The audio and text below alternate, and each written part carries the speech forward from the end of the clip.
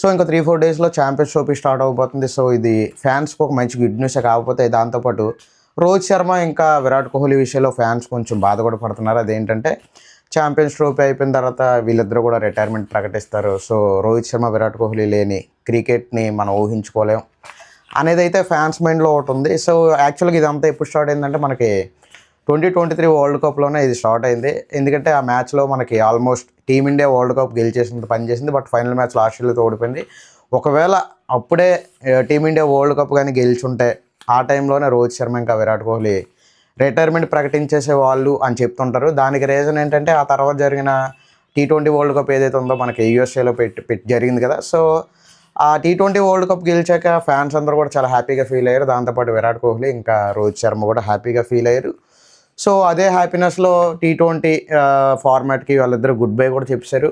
So దానివల్ల ఈ fans అందరికి కూడా ఆ టైప్ ఆఫ్ డౌట్ అయితే వచ్చింది. ఒకవేళ 2023 వరల్డ్ కప్ ఫైనల్ మ్యాచ్ గెలిచుంటే వీళ్ళిద్దరూ అప్పుడే వన్డే ఫార్మాట్ కూడా రిటైర్మెంట్ ఏమైనా ప్రకటించేసి గుడ్ బై చెప్పేసేవాళ్ళ అనేది కూడా ఒకటి ఉంది.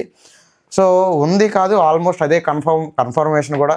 దానికి రీజన్ ఏంటంటే ఏజ్ ఫ్యాక్టర్ కూడా ఒకటి అక్కడ మనం మాట్లాడాలి. ఎందుకంటే రోహిత్ శర్మ ఏజ్ ఆల్మోస్ట్ 37, అలాగే విరాట్ కోహ్లీ కూడా 36 క్రాస్ అయ్యి 37కి దగ్గరలో ఉన్నాడు. కాబట్టి మనకి ఏంటంటే ఇలాంటి స్పోర్ట్స్లో ఏజ్ ఫ్యాక్టర్ అనేది ఇంపార్టెంట్. కాబట్టి వాళ్ళ ఫిట్నెస్ కానీ వాళ్ళు అడ్జస్ట్ అవ్వగలుగుతున్నారా ఈ ఏజ్లోని, వాళ్ళ బాడీ సపోర్ట్ చేస్తుందా, ఇలాంటివన్నీ కూడా ఉంటాయి. కాబట్టి సచిన్ టెండూల్కర్ లాంటి వాళ్ళు కూడా రిటైర్ అయిపోయారు. దాని తర్వాత సునీల్ గవాస్కర్, వీళ్ళందరూ కూడా ఏజ్ ఫ్యాక్టర్ వల్ల రిటైర్ అయ్యారు. సో అప్పుడు కూడా వాళ్ళు రిటైర్ అయినప్పుడు కూడా వాళ్ళ ఫ్యాన్స్ అందరూ బాగా డిసప్పాయింట్ అవ్వడం. ఈవెన్ నేను సచిన్ టెండూల్కర్ రిటైర్ అయినప్పుడు నేను కూడా చాలా డిసప్పాయింట్ అయ్యాను. చాలా రోజులు క్రికెట్ అయితే చూడడం మానేశాను. ఎందుకంటే సచిన్ టెండూల్కర్ లేకపోతే క్రికెట్లో ఏదో మిస్ అయిన ఫీలింగ్ నాకు ఉండేది. సో ఇప్పుడు అదే సిచ్యువేషన్ కూడా మనకి రోహిత్ శర్మ ఇంకా విరాట్ కోహ్లీ ఫ్యాన్స్ కూడా రాబోతుందనే డౌట్ అయితే అందరికీ క్రియేట్ అవుతుంది. సో ఒకవేళ ఈ ఛాంపియన్స్ ట్రోఫీలో ఏమైనా టీమిండియా ఫైనల్కి వెళ్ళి ఆ ఛాంపియన్స్ ట్రోఫీ విన్ అయితే మాత్రం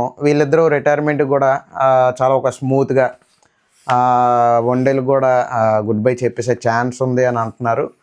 సో ఇంకొక విషయం ఏంటంటే మనకి ఛాంపియన్స్ ట్రోఫీ అంటే మనకు వరల్డ్ కప్ తర్వాత ఎక్కువ క్రేజ్ ఉన్న ట్రోఫీ ఏదైనా ఉందంటే అది ఛాంపియన్స్ ట్రోఫీ.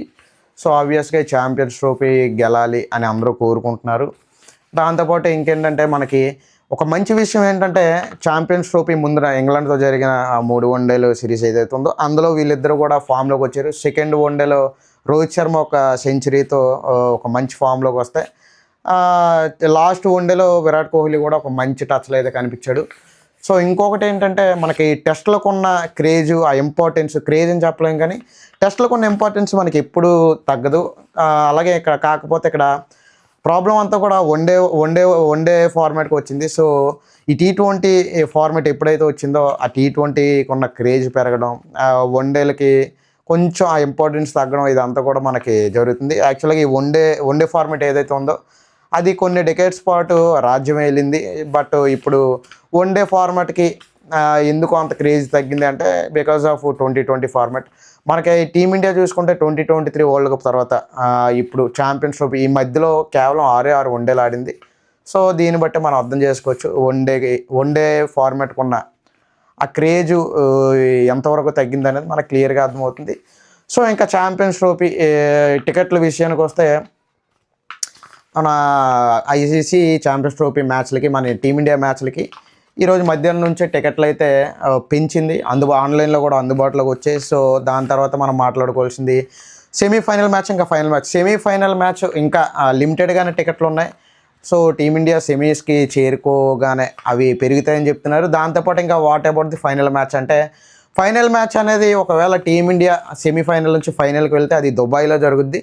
సో ఒకవేళ టీమిండియా ఫైనల్కి వెళ్ళిపోతే అది ఆబ్వియస్గా మ్యాచెస్ అన్నీ కూడా ఫైనల్ మ్యాచ్ పాకిస్తాన్లో జరుగుద్ది. కాబట్టి ఇంకా అది ఫైనల్ మ్యాచ్ వాళ్ళకి టికెట్లు డిసైడ్ అవ్వాలంటే ఫస్ట్ టీమిండియా సెమీఫైనల్కి వెళ్ళి సెమీఫైనల్లో మ్యాచెస్ గెలాలి. కాబట్టి ఆ టికెట్ల గురించి ఇంకా మనకి ఇంకా రిలీజ్ చేయలేదు. సో ఇదనమాట టికెట్ల గురించి విషయం. సో మీకు కనుక ఈ వీడియో నచ్చితే లైక్ చేసి మన ఛానల్ని సబ్స్క్రైబ్ చేయండి. Thank you.